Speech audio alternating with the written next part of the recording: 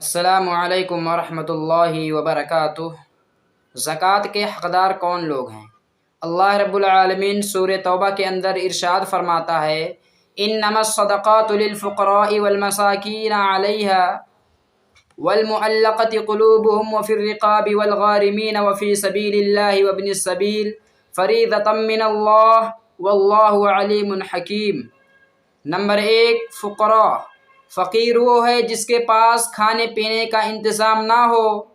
Number 2، مساکین۔ مسکین وہ جس کا گزارا مشکل سے ہوتا ہو۔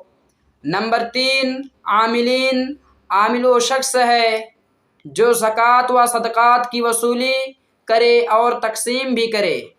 نمبر 4، مؤلفۃ قلوبہم۔